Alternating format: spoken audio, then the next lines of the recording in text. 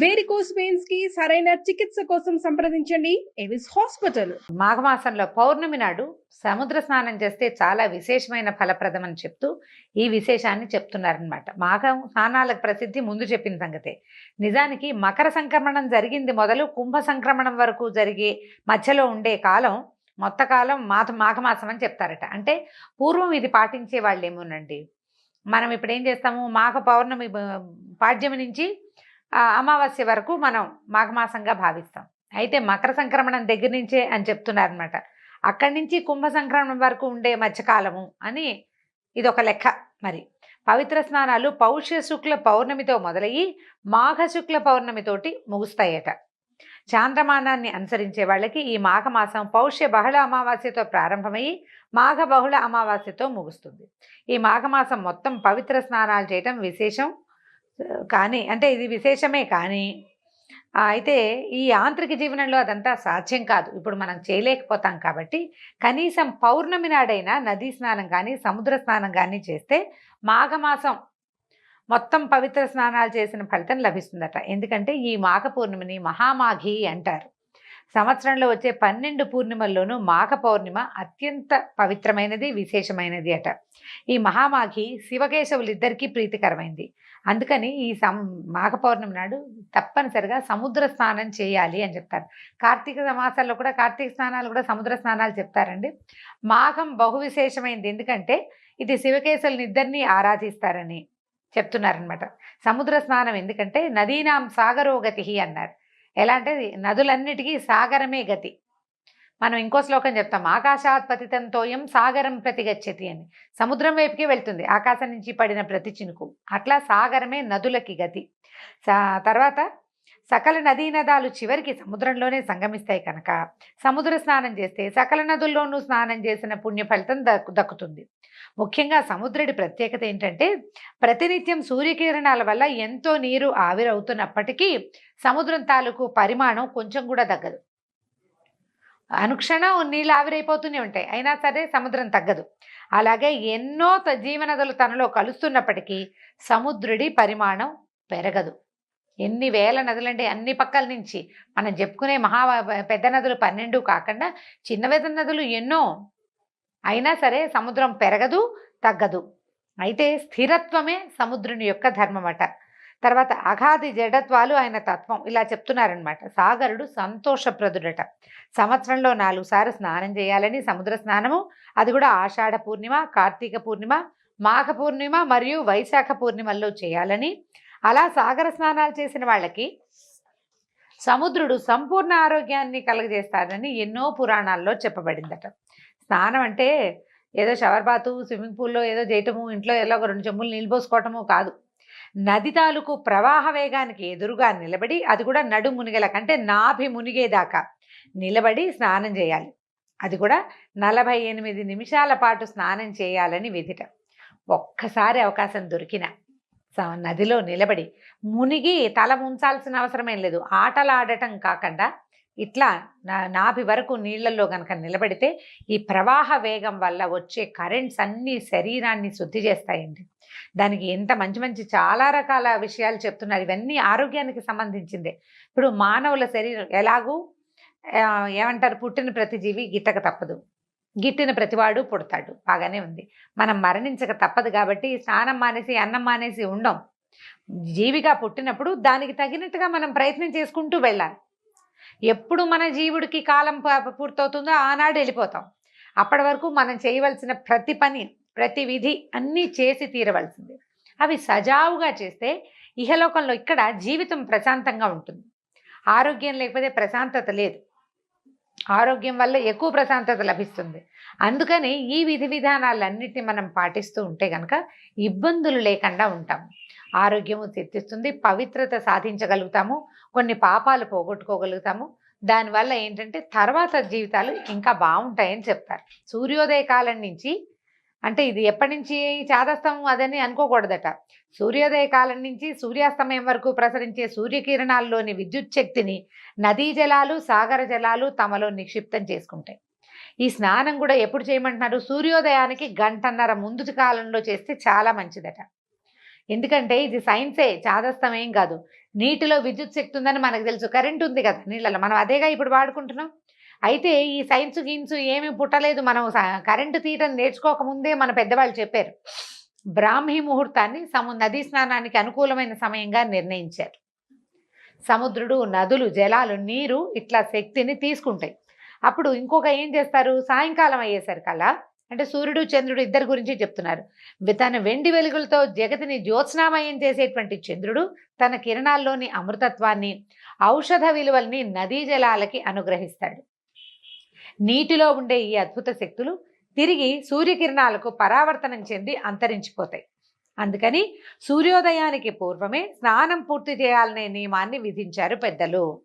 ఇంట్లో చేసినా పర్వాలేదు అని అమెండ్మెంట్లు, అంటే సర్దుబాట్లు ఏవో చెప్తున్నారు, కానీ వాకిట్లో బయట చంద్రుడు కనపడే చోట, వాపి కుప్పు తటాకాదుల్లో, సరస్సుల్లో, తర్వాత నదిలో, సముద్రంలో చేయమనేది. ఎందుకంటే ఆ వాటర్, నీరు తీసుకున్నటువంటి కరెంట్స్, నీటిలో ఉండే కరెంట్స్, ఈ చంద్రకిరణాల వల్ల నీటికి కలిగినటువంటి ఔషధ తత్వాలు, అవన్నిటినీ మనం తీసుకోగలుగుతాం. సూర్యుడు వచ్చేసరికల్లా చంద్రుడి వల్ల వచ్చిన ఔషధ గుణం తగ్గిపోతుంది. సూర్యుడి వల్ల వచ్చేది వస్తుంది, అది వేరే కథ. ఇది చంద్రుడి వల్ల వచ్చినటువంటి అమృతత్వం, ఆరోగ్యము, మానసికమైన ప్రశాంతత చంద్రుడి వల్లే వస్తుంది.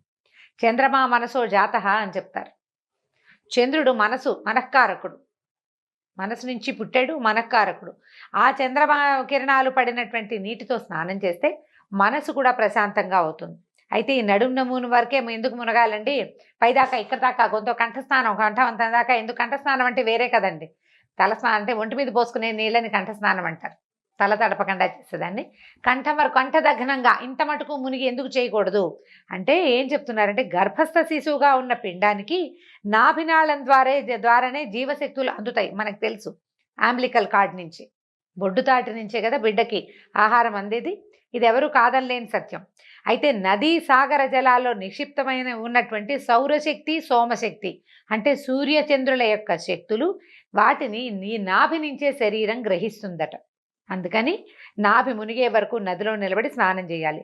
సముద్రానికి ప్రవాహం లేకపోయినప్పటికీ ఉత్తుంగ తరంగాలు తమ తాకిడితో ఆ శక్తులని, అంటే సముద్రానికి ఎలా ఉంటుంది ప్రవాహం, అలా కదులుతూ వెళ్ళదు, కానీ ముందుకు వస్తూ ఉంటుంది కదా, ఈ తరంగాల వల్ల ఆ కరెంట్ వస్తుందట మనకి, ఆ శక్తిని శరీరానికి అందిస్తుంది. కాబట్టి సముద్రుని పూజిస్తూ చేసే ఈ 4 స్నానాల్లో మాఘ పూర్ణిమ స్నానం చాలా ముఖ్యమైనది.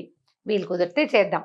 సముద్రము, నదులు అందుబాటులో లేని వాళ్ళ పరిస్థితి ఏమిటి అంటే, అప్పుడు బావుల దగ్గర కానీ, చెరువుల దగ్గర కానీ గంగా, సింధు, కావేరి, కృష్ణ, గౌతమి పేర్లు స్మరిస్తూ స్నానం చేస్తే ఆయా నదుల్లో స్నానం చేసిన ఫలితం కూడా లభిస్తుంది. దేనికైనా భక్తి ప్రధానం.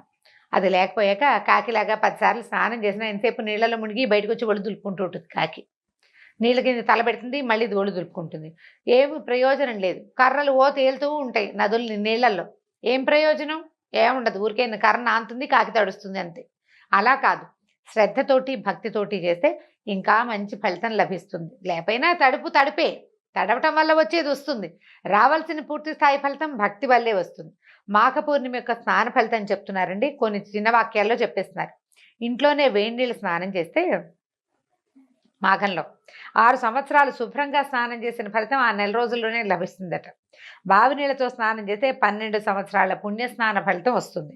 చెరువులో స్నానం చేస్తే 24 సంవత్సరాల పుణ్యస్నాన ఫలితం లభిస్తుంది. సాధారణ నదిలో స్నానం చేస్తే 96 సంవత్సరాల పుణ్యస్నాన ఫలితం లభిస్తుంది. పుణ్యనదీ జలాలలో స్నానం చేస్తే 9600 సంవత్సరాల పుణ్యస్నాన ఫలితం లభిస్తుంది. ఇది కాకుండా నదీ సంగమ స్థానాలు ఉంటాయి కదా, నదులు సంగమించేవి, నదులు సముద్రంతో సంగమించేవి, అట్లా ఈ 2 నదులు కలుస్తాయి కొన్ని చోట్ల. అలాంటి చోట స్నానం చేస్తే 38,400 సంవత్సరాల పుణ్యస్నాన ఫలితం లభిస్తుందట. గంగా నదిలో స్నానం చేస్తే 3,84,00,000 సంవత్సరాల పుణ్యస్నాన ఫలితం ఉంటుంది. వీటన్నిటితో పాటు ఇవన్నీ కాకుండా ప్రయాగలోని త్రివేణి సంగమంలో 3 నదులు, గంగా, యమున, సరస్వతి, ఆ 3 నదుల సంగమంలో స్నానం చేస్తే గంగలో స్నానం చేసిన దానికంటే 100 రెట్ల అధికమైన ఫలితం లభిస్తుందట. సముద్ర స్నానం చేస్తే వచ్చే పుణ్య ఫలితానికి చెప్పడానికి మాటలు లేవట. అంత పుణ్యం వస్తుంది, అంత అమోఘమైన ఫలం ప్రసాదిస్తుంది సముద్ర స్నానం. ఈ మాఘమాసం మొత్తం పవిత్ర స్నానాలు చేయడానికి వీలు కుదరకపోతే చివరి 3 రోజులైనా స్నానం చేసి పవిత్ర స్నానాన్ని చేస్తే మంచి ఫలితాన్ని పొందొచ్చు. ఈ చివరి 3 రోజుల స్నానాలని అంటే పౌర్ణమి, త్రయోదశి, చతుర్దశి, పౌర్ణమి కదా, అమావాస్య, చతుర్దశి, త్రయోదశి అన్నమాట. పౌర్ణమి వెళ్ళిపోయిన తర్వాత చివరి రోజులు ఇంకా 3 రోజుల్లో నెల ముగిసిపోతుంది అనగా చేస్తే అంత్యపుష్కరిణి స్నానం అంటారట దీన్ని. అప్పుడు ఆ ఫలితం లభిస్తుంది. సాధారణ స్నానం శరీర మలినాల్ని పోగొడితే మాఘమాసం మనసులోని మాలిన్యాన్ని పోగొట్టి మాధవుని సన్నిధికి చేర్చే స్నానంగా పరిణమిస్తుంది. అయితే దేవుణ్ణి భగవంతుడిని చదువుకోవాలి, నిశ్శబ్దంగా మౌనంగా స్నానం చేయాలి, కబుర్లు చెప్పుకోకూడదట. కబుర్లు చెప్పుకోకూడదు. నదికి వెళ్ళి కేరింతలు కొడుతూ ఆటలాడుతూ ఒకళ్ళ మీద ఒకళ్ళు నీళ్లు చల్లుకుంటూ అలా చేయకూడదు, ఆడకూడదు. తర్వాత స్నానం అయిన తర్వాత ఆ సూర్యుడికి అర్ఘ్యప్రదానం చేయాలి, దండం పెట్టుకోవాలి. ఏం చెప్తామంటే, ఓ పరంజ్యోతి స్వరూపుడా నాయన ప్రత్యక్ష నారాయణమూర్తి, నీ తేజస్సుతోటి నా పాపాలన్నీ 1000 తునాతునకలై రకలైపోయి ఈ నీళ్లలోనే పడి నశించిపోవాలి. నాలో ఉన్న అనారోగ్యం, శారీరక మానసిక అనారోగ్యాలు కూడా నశించిపోవాలని సూర్యుడికి అర్ఘ్యం ఇస్తూ దండం పెట్టుకోమంటున్నారు. దీని తర్వాత పితృదర్పణాది నిత్యకర్మలుంటే పూర్తి చేసుకుని ఇష్టదైవాన్ని ఆరాధించాలి, దాన ధర్మం చేయాలి. వస్త్రాలు, కంబళి అంటే దుప్పటి, పాదరక్షలు, గొడుగు, తైలము, నెయ్యి, తిలపూర్ణ ఘటము, నువ్వులతో నింపినటువంటి పాత్ర, బంగారము, అన్నము మొదలైనవి దానం చేస్తే మహాపుణ్య ఫలితం లభిస్తుందట. చేయగలిగే సామర్థ్యం ఉన్నవాళ్ళు గనక అవకాశం ఉంటే నేతితో తిలహోమం చేస్తే మరింత పుణ్యం వస్తుందట. మామూలుగా తిలలు చాలా మంచివి, కానీ ఏమంటే నువ్వులు ముట్టుకోకూడదని అలా అనుమానాలు ఉంటాయండి. శనివారం ముట్టుకోకూడదు, శుక్రవారం ముట్టుకోకూడదు, చాలా ఉంటాయి. సాక్షాత్తు శనేశ్వర స్వరూపం అని అదని భావిస్తాం. అలా అది చాలా తప్పట. విష్ణుమూర్తి యొక్క స్వేద బిందువులే తిలలట. తిల ఎట్లా జన్మించిందంటే విష్ణుమూర్తి యొక్క స్వేద బిందువు నుంచి జన్మించిందట. సాక్షాత్ విష్ణు రూపాలు, ఈశ్వర ప్రతీకాలు. అందుకని శివుడికి ఏం చేస్తారు, ఏకాదశి రుద్రాభిషేకం చేసేటప్పుడు తిలలతోటి అభిషేకం చేస్తారు. ఒక అభిషేకం తిలలతోటి చేస్తారు. తిలలకు అంత విశిష్టమైన స్థానం ఉంది. అయితే ఈ మాఘమాసాలు ఏం చెప్తారంటే, ఈ నెల రోజులు 1 వంతు చక్కెర, 3 వంతులు తిలలు అంటే 3 స్పూన్లు నువ్వులు కనుక వేస్తే కాస్త వేయించి ఓ స్పూన్ పంచదార వేసి దాన్ని కొద్దిగా గ్రైండ్ చేసి నువ్వుల పొడి అది ఎవరికైనా పెట్టడం, అది ప్రసాదంగా పనిచేస్తుంది అనమాట. విష్ణుమూర్తికి నివేదన చేయటము, ఆ తర్వాత ప్రసాదంగా పంచిపెట్టమంటున్నారు. తిలపాత్ర దానం చేయటం కూడా చాలా మంచిది. అంటే ఒక చిన్న రాగి పాత్ర తీసుకుని నిండా తిలలు, నువ్వులు పోసి పైన ఒక చిన్న బంగారపు నలుసు పెట్టమంటున్నారు. శక్తి అనుసారం. ఇప్పుడు గ్రాము కూడా పెట్టలేని పరిస్థితికి వచ్చేసామండి మనం, బోళ్ళంత ఖరీదైపోయింది. పెట్టగలిగితే పెట్టటము, లేదా ఒక పండు తాంబూలం పెట్టి ఎవరికైనా ఇవ్వండి అని చెప్తున్నారు. తిలపాత్రని బ్రాహ్మణుడికి దానం చేస్తే మనోవాంఛితం నెరవేరుతుందట. ఇది జాతకరీత్యా ఏమైనా శని దోషము, పీడ అవన్నీ ఉంటే అవి నశిస్తాయట. ఆఖరి మాట ఏం చెప్తున్నారంటే, మాఘమాసం నెల రోజులు పవిత్ర స్నానాలు చేయాలని, ముఖ్యంగా మాఘ పౌర్ణమి నాడు సముద్ర స్నానం చేయాలని చెప్పుకున్నాం కదా. పూర్ణిమకి సముద్రానికి సంబంధం ఏమిటి అనేది చివరి 2 వాక్యాల్లో చెప్తున్నారు. ప్రతి పూర్ణిమకి, అమావాస్యకి సముద్రానికి పోటు ఎక్కువగా ఉంటుంది.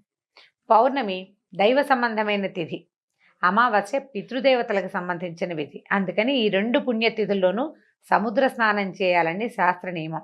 ఇది కూడా మళ్ళీ చీకటి పడ్డాక చేయకూడదండి, వెలుగుండగానే చేయాలి. మామూలుగానే సాయంకాలాలు సముద్రాలకి ఆటుపోట్లు ఎక్కువ అవుతాయి. పౌర్ణమి, అమావాస్యల్లో పోటు అవి ఎక్కువ ఉంటుంది అనమాట. వేగం పెరిగిపోతుంది. చంద్రోదయం అయ్యేసరికల్లా సముద్ర వేగం పెరిగిపోతుంది అనమాట. ఆ సమయంలో చేయకూడదు. పౌర్ణమి రోజుల్లో సాయంకాలాలు చీకటి పడ్డాక ఎప్పుడు సముద్ర తీరాల్లో ఉండటం ఏమంత మంచిది కాదు. మన పాత పెద్దవాళ్లే చెప్పేవాళ్ళు, ఇప్పుడు అసలు మంచిది కాదు. కాబట్టి పగటి వేళల్లోనే చేయాలి. జ్యోతిశాస్త్ర రీత్యా పూర్ణిమ తిథి నాడు రవిచంద్రులు ఒకరికొకరు సమసప్తక కేంద్రగతులై పరస్పరం వీక్షించుకుంటారు. వాళ్ళిద్దరూ కరెక్ట్గా ఒక యాంగిల్లో కలుస్తారనమాట. ఆ తర్వాత అమావాస్య నాడు రవిచంద్రులు కూడా ఒకే కేంద్రంలో ఉంటారు. కాబట్టి ఇది వాళ్ళిద్దరికి ఉన్న సంబంధం. సూర్యుడు చంద్రుడు ఉన్న సమయంలో గనక సముద్ర స్నానం ఆ రోజుల్లో కనుక చేస్తే ఆ ఇద్దరి తాలూకు ఫలితం లభిస్తుందని చెప్తూ వశిష్ఠ మహర్షి ఈ కథని, ఈ విషయాన్ని మన దిలీప మహారాజుకు తెలియజేశారు. ఈ సందర్భంలో ఈ గంగా స్నానము, సముద్ర స్నానము లేదా గంగా సముద్రంలో కలిసే చోట స్నానం చేయటం ఫలితాన్ని గురించి చెప్తూ వశిష్ఠ మహర్షి ఒక విశేషమైన కథని దిలీప మహారాజుకు తెలియజేస్తున్నారు. అది ఏమిటట కథ? పూర్వము గృత్స్నమధుడనే మహర్షి జన్హు మహర్షి వీళ్ళిద్దరూ కలిసి మాట్లాడుకుంటున్నారట. మాఘమాస వ్రతం చేయటం వల్ల మనుషులకి జ్ఞానము, మోక్షము కలుగుతుందా అని అడిగితే గనక జన్హు మహర్షి ఏం చెప్పారంటే, పూర్వం మాఘమాస వ్రతం ఆచరించడం వల్ల ప్రాణికి ఇహలోక పరలోక సుఖాలు కలుగుతాయి, వాళ్ళ కష్టాలు తీరుతాయి అని చెప్పి ఇలా చెప్పేవాళ్ళు పెద్దలు. అయితే సంతుష్టుడైన మానవుడు ఇంకా హరికి ప్రీతికరమైన వ్రతాలను కూడా చేసి జ్ఞాని ఏ సత్కర్మల్ని ఆచరించి ముక్తిని పొందుతాడు. మనం పెద్దవాళ్ళు చెప్తారు, మనం తెలుసుకుని ఏం చేస్తాము, పెద్దవాళ్ళు చెప్పారు కదా, ఏదో ఎన్నో కొన్ని ఆచరిస్తూ ఉంటాం కదా. అలా ఆచరించినటువంటి ఒక బ్రాహ్మణుని కథ చెప్తాను చూడమన్నాడు. ఏంటట? పూర్వం గంగా తీరంలో ఒక బ్రాహ్మడు ఉండేవాట. ఆయన వేదాంగాలు చదువుకున్నాడు. ఉత్తమశీలుడు, ఆచారవంతుడు, బహుబుద్ధిమంతుడు. నీతి, దయ, జ్ఞానము, ఇంద్రియజయము అన్నీ ఉన్నాయి ఆయనకి. ఈయనకి చక్కగా ఉత్తమురాలైన ఒక భార్యమణి కూడా ఉంది. కానీ సంతానం లేదు చాలా సంవత్సరాల కాలం పాటు. అయ్యేసరికల్లా ఏ లోటు లేదు, కానీ ఇక పిల్లలు లేకపోతే ఎట్లాగా? అందుకని ఏం చేశాడంటే, గుణవంతుడైన ఒక్క పుత్రుడు కలిగినా చాలు, మనకు పిల్లలు కలగలేదని ఆవిడ చాలా విచారపడుతూ ఉండేట. మన వంశం ముందుకెళ్ళదా అని ఆయన దిగులు పడేవాడు. ఇక నేను అమ్మ అని పిలిపించుకోలేనా అని తల్లి బాధపడుతూ ఉండేది, ఆవిడ కూడా, ఆయన భార్య కూడా. అయితే ఏమనుకున్నారంటే, ఒకళ్ళతో ఒకళ్ళు మాట్లాడుకుంటూ ఆవిడంది, ఎవరైనా పెద్దవాళ్ళని అడుగుదాము, సంతానం కలగటానికి ఏదైనా ఒక సలహా తీసుకుని చేస్తే బాగుంటుంది అనేసరికల్లా, సరే బాగా ఆలోచించుకుని వీళ్ళు ఏం చేశారంటే, శ్రీమన్నారాయణమూర్తిని గుర్చి తపస్సు చేద్దామని భావించారు. పూర్వము మృకండ మహర్షి విష్ణుమూర్తిని అంటే ప్రార్థన చేసే కదా సంతానాన్ని పొందాడు. సంతానాన్ని ఎట్లా పొందాడు? విష్ణుమూర్తిని కాబట్టి ప్రార్థన చేశాడు. ఆయన ప్రార్థనకే ఆయనకి సంతానం కలిగింది. తర్వాత ఆ పిల్లవాడు మార్కండేయుడు అయ్యాడు, చిరంజీవి అయిపోయాడు కదా. కాబట్టి ఈ అవకాశాన్ని చూసుకుని మనం కూడా ఏదైనా తపస్సు చేద్దామని భావించారట. బ్రాహ్మడు అష్టాక్షరి జపం చేస్తూ విష్ణుమూర్తిని మనసులోనే నిలుపుకుని తీవ్రమైన తపస్సు చేశాడు. కొంతకాలానికి స్వామి ప్రత్యక్షమయ్యాట. చక్కగా వనమాలను ధరించి, శంఖచక్రాదులు ధరించి, మెడలో వనమాల, శంఖచక్రాలు ధరించి చతుర్భుజుడైన మహావిష్ణువు ఇతని ముందు ప్రత్యక్షమయ్యాట. ఈయన ఎలా ఉన్నాడంటే, మకర కుండలాలతోటి ధగధగాయమానంగా ఉన్నాడు. మా స్వామి మహాసౌందర్యవంతంగా ఉన్నాడు. అయితే లక్ష్మీ సమేతుడై గరుడారూఢుడై ఇక్కడికి వచ్చాడట. వచ్చినా సరే ఆయన తపస్సులో మునిగిపోయాడు. విష్ణుమూర్తి వచ్చి నుంచున్నా ఒళ్ళు తెలియటలేదు ఆయనకి. అప్పుడు ఆయన నవ్వుతూ, విప్రా, నేను నీకు వరాన్ని ఇవ్వడానికి వచ్చాను, లేచి కళ్ళు తెరువు, నీకేం వరం కావాలో కోరుకోమన్నాడు. అప్పుడు ఈయన, అయ్యా నాకు ఒళ్ళు తెలియటం లేదు అని చెప్పాడనమాట. అప్పుడు భగవంతుడు ఏమనుకున్నాడంటే, నా కోసం తపస్సు చేశాడు, నేను రాగానే రెడీగా వరం అడిగేసేయాలి, అది కావాలి ఇది కావాలని అడగాలి. అయినా కూడా నిశ్చల చిత్తుడుగా ఉన్నాడు.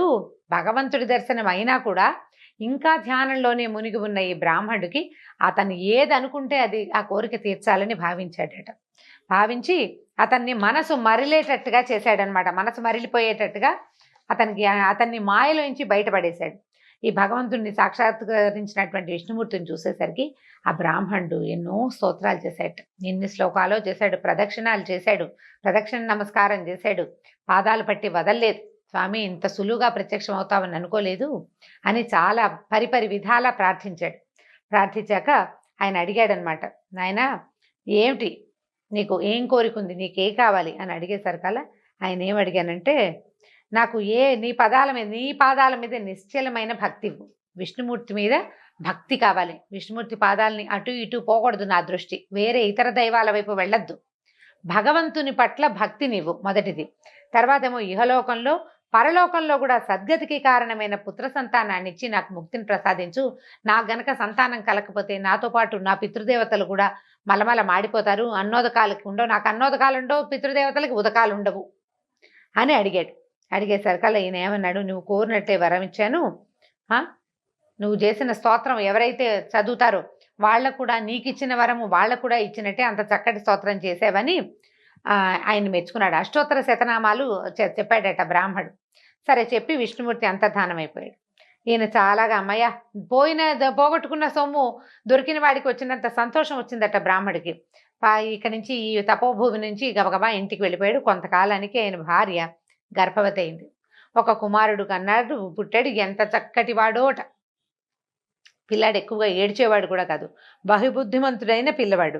కాస్తంత 2 ఏళ్ళు 2వ ఏడు వచ్చింది, సంవత్సరం నిండి 2వ ఏడు వస్తే ఒకనాడు నారద మహర్షి వీళ్ళ ఇంటికి వచ్చారట. అయితే ఈ పిల్లాడు కొంచెం అప్పుడే తప్పటడుగులు వేస్తున్నాడు, కొద్దిగా అత్త తాత అంటున్నాడు. నారద మహర్షి పాదాలకు నమస్కారం చేసేసరికి ఆయన పిల్లాడిని ఇట్లా దగ్గరికి తీసుకుని, వీడు ఆయుర్దాయం 12 ఏళ్ళేరా నాయన అని చెప్పాడట. పిల్లాడు 12 ఏళ్ళే బతుకుతాడని చెప్పేసరికల్లా నిర్ఘాంతపోయారు బ్రాహ్మడు భార్య. లేక పుట్టిన పిల్లాడు విష్ణుమూర్తిని ప్రార్థించి తపస్సు చేస్తే ఆయనంతటా ఆయన వరం ఇచ్చాడు. నీ మనసులో ఏదుందో అది నీకు ఇచ్చేస్తానన్నాడు. ఆ ఇచ్చేసిన వరం అల్పాయుష్కుడైన కొడుకైపోయాడే అని ఎంతో ఏడ్చారు. చాలా దుఃఖం. అన్నం సహించేది కాదట. ఎప్పుడూ విచారమగ్నులుగా ఉండేవాళ్ళు. అయితే కొన్నాళ్ళకి ఏమనిపించిందంటే, నేను ఇంత తపస్సు చేసి పిల్లాన్ని పొందితే చివరికి వీడు ఇలాగే ఉంటాడు, విద్యాభ్యాసం చదువు కూడా పూర్తవదు.